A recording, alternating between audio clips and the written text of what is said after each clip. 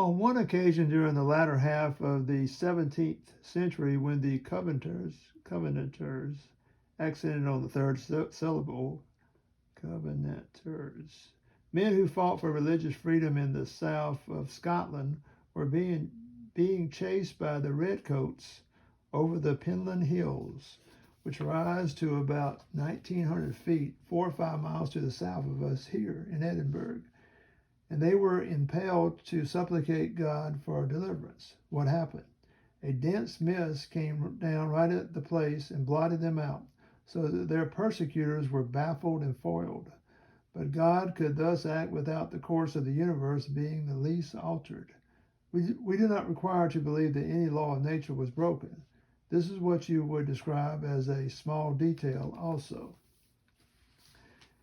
Has this shallow, sophisticated, overlearned 20th century so warped us and spoiled us that we are unable to approach God our Father with the same naturalness with which a human mind would approach his Father? Who are we to dictate to our God that he must accomplish any purpose by only one route or method? A human father will plan to send his boy to a certain school, to a certain church or Sunday school, to go to a certain spot for a holiday, and probably arrange for the boy's life work. But no father does in fact administer, arrange, or foresee every event in the boy's life. The boy is allowed a certain amount of rope or freedom and self-expression. I cannot see why the same rules should not pertain to God's dealings with us. Let us say that God arranges for us in the climactic periods of our life, and when he is entreated to arrange for us in the hour of danger, difficulty, and distress. As at these times we are more or less obliged to leave things in his hands.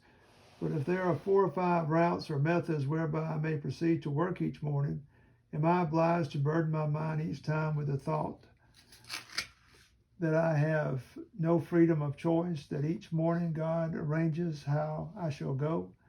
Am I obliged to ask each morning how I shall travel the 4 miles? Why must we encumber God every morning with deciding how we must travel? If the milkmaid should cow the ewes, tay the nose, drive the ewes to the hillocks, as is often her duty, why should she mind their slithering indirect track, so long as she gets them to their pasture soon as her objective that is in view, not the unimportant intervening route or method? I have many a time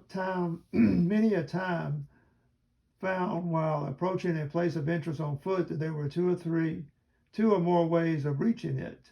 Sometimes there might be a special reason for going one way in preference to another, when I would deliberately choose to go a certain way.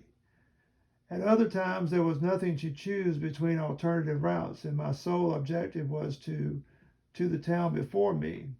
Thus in mid-Wales, while proceeding from Newtown to Montgomery, I found there were 2 routes available.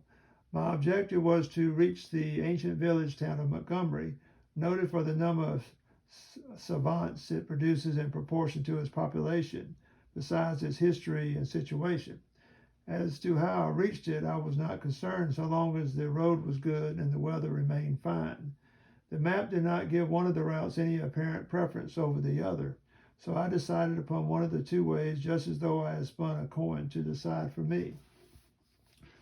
That God is the chooser of all our steps is, the more one looks into the matter, a repulsive doctrine. The theory is all very well so long as we are obedient and faithful. No doubt when we walk with the Lord in the light of his word, what a glory he sheds on our way.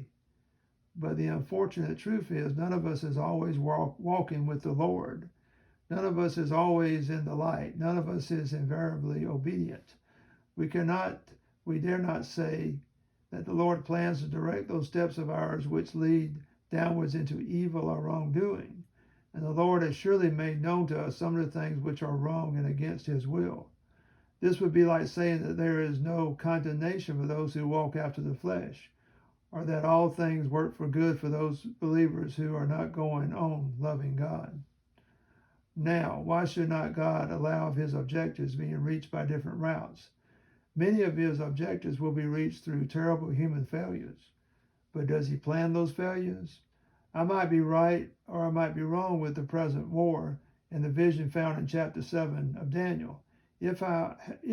However, Daniel was viewing the present struggle and obtained a divine vision of the outcome, we get the knowledge that God foresees the end from the beginning, but that by no means indicates that God also planned the end or the intermediate stages. After the fall, it is evident that God left man more or less to himself, and man has certainly gone his own way in independence of God, at least so he thinks. After the crucifixion, Jehovah left Israel more or less to itself, and this was the only course possible. We all know some believers whom God had to give over to the flesh or to Satan, seeing that they have given up his revelation or turned aside to wrong ways.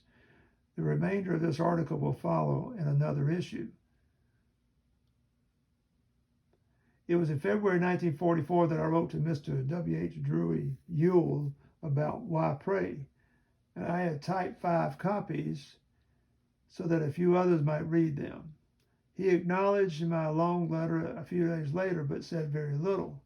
His argument was in effect that prayer was only a pious exercise. His statements rendered the injunction to persevere in prayer useless. It was a profound pity that he seemed to be affected by modernism. But here I must continue the second part of my long letter to him. That God is required to have a definite will regarding all the minutest events in history or in life seems to me a most objectionable doctrine. We desire to pray according to God's will and seek to know what his will is. But why ought not everything to be or to become his will, which is not contrary to his will? I cannot see why God must be debarred from accepting the petitions of his saints and embodying these in his will, making them his will, constituting them his will. In fact, it must be that our God has the same freedom in this respect as a good human father has. Is it not to the Father that Paul bows his knees, Ephesians 3:14 and 15, from whom or after whom every fatherhood in heaven and on earth is being named? The writer of the Hebrews epistle knows no cut and dried fixity regarding the will of God when he declares that God is becoming a rewarder of those seeking him out. 11:6. I do not think that you could take this statement to mean merely that God is shown to be at a certain stage a rewarder, or that he would be a rewarder in the same measure whether he was feebly sought for or vehemently sought out. The words ought to be taken at their face value. God does become what he was not previously, a rewarder of those who take the pains to seek him out.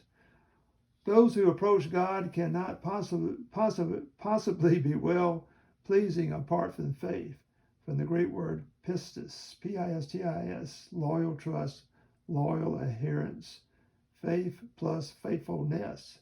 But what sort of faith is there in those whose philosophy teaches us to pray for all sorts of things in the vague chance of somehow occasionally attaining God's will, as some moderns understand passages such as Philippians 4:6-7.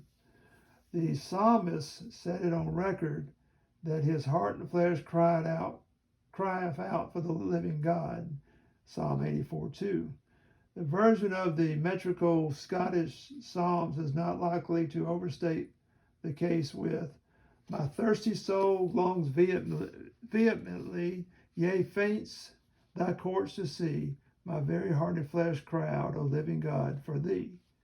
Repeatedly in Psalm 119 does the psalmist search out God with his whole heart, verses 2, 10, 58, 145. Literally in verse 58, I made pain thy face with my whole heart. The concordant version would have rendered by I beseech thy face, but the Hebrew term kala, K-H-A-L-A-H, means to be ill or to be ailing, concordant version, or to be in pain. In the causative, it must only mean to make one pained.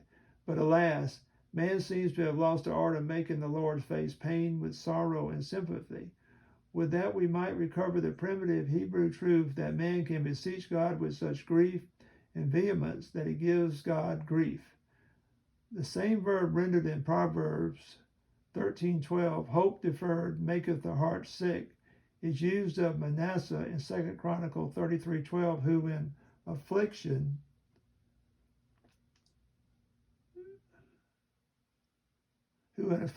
besought the Lord. You people who aver that God is incapable of change, are of intense and very human sympathy. Here you have it very plainly that Manasseh made Jehovah sick at heart with his pleadings. I warmly recommend that you make a close study of the Hebrew verb